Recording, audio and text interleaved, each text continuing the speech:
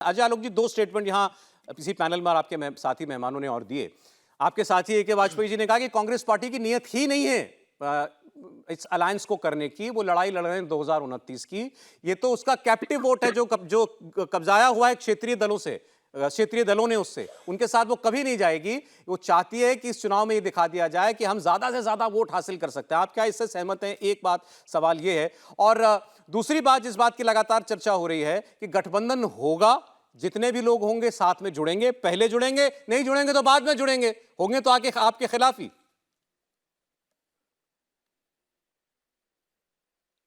हाँ बिल्कुल सर जी, आपके सवाल का जवाब देता हूं, लेकिन सुनील जी ने चूंकि मुझे व्यक्तिगत बोला कि मैं मर्यादा का ख्याल नहीं रखता हूं, मुझे ये समझ में नहीं आता है कि अगर उन्होंने विपक्षियों को वी और पक्षी बोला तो पक्षी कौन सी अमर्यादित शब्द है? और आप सदन में पहुंच गए तो सारी मर्यादा आप ही जानते हैं, पक्षी अमर्यादित है। जब आपको कोई चिरकुट पार्टी कहता है और कांग्रेस को आप धोखेबाज पार्टी कहते हैं, या कोई अखिलेश वखिलेश कहता है, वो अमर्यादित नहीं होता है, लेकिन पक्षी कहना अमर्यादित हो गया। खैर छोड़िए, ये आपकी सोच है, मुझे ज्ञान देने के लिए शुक्रिया। दूसरी बात, वाजपेयी जी ने जो कहा वो मैं 100% सहमत हूं वाजपेयी जी से। कांग्रेस थोड़ी अपने आप को री इन्वेंट करे। राहुल गांधी ने खुद कहा है कि मैं देश को समझना चाहता हूं, तो देश समझ रहे हैं। देश को समझते समझते समझ में आया कि हर जगह रीजनल पार्टीज कांग्रेस का वोट खा के बैठी हुई है, तो पहले इनको निपटाएंगे। और शुरुआत अच्छी हुई है, कर्नाटका में जेडीएस को निपटाया, बीआरएस को तेलंगाना में निपटाया। लेकिन कैसे निपटाया? ये निपटाने का भी एक मॉड्यूल है। निपटाने का मॉड्यूल है कि माइनॉरिटी वोट, मुस्लिम वोट को एक तरफा अपनी तरफ करो और बाकी जितने हिंदुओं को डिवाइड कर सकते हो उसका वोट लो। मॉड्यूल ये जो मैं बार बार कहता हूं कि मुसलमान जोड़ो यात्रा, ये मुसलमान जोड़ो यात्रा पार्ट 2 रूट निकाल के देख लीजिए, सारे माइनॉरिटी डोमिनेटेड एरिया से गुजर रहे हैं। बिहार में भी कहां से घुसे? किशनगंज में घुसे, अररिया जाएंगे, पूर्णिया जाएंगे, कटिहार जाएंगे, निकल जाएंगे।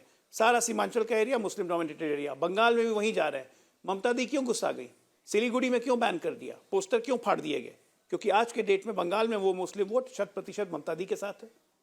ये मैसेज कांग्रेस देना चाहती है कि लोकसभा में बीजेपी का मुकाबला सिर्फ कांग्रेस कर सकती है, इसलिए मुसलमानों का एक तरफा वोट हमें मिले। अखिलेश क्यों डरे हुए हैं? यही इसलिए डरे हुए हैं क्योंकि अगर मुसलमान अखिलेश के पास से निकल जाएंगे यूपी में तो बचेगा क्या?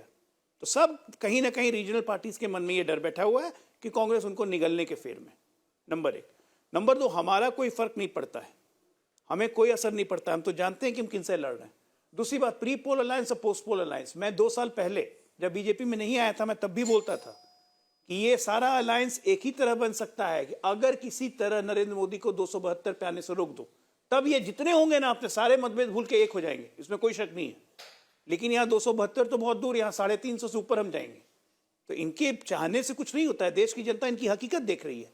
आज की तारीख में अकंठ भ्रष्टाचार और परिवारवाद में डूबे हुए लोग क्या करेंगे? आज सपा की लिस्ट देखिए आप जरा, 16 कैंडिडेट को अनाउंस किया, 16 में से 3-4 घर के, अक्षर यादव, डिंपल यादव, धर्मेंद्र यादव। परिवारवाद और भ्रष्टाचार, हम क्यों कहते हैं कि दोनों मिले हुए हैं? बिल्कुल ऐसे करके मिले हुए हैं। एक मुख्यमंत्री भागा हुआ है, 2-2 BMW जब्त हो रही है, 36 लाख रुपए जब्त हो रहे हैं, ईडी जब्त कर रही है। कहां से आते हैं प्रभु इतने पैसे? जनता पूछेगी। गरीबों की बात करने वाले, गरीब वंचितों गुबड़ा की लड़ाई लड़ने वाले, इतने पैसे कहां से आ जाते हैं?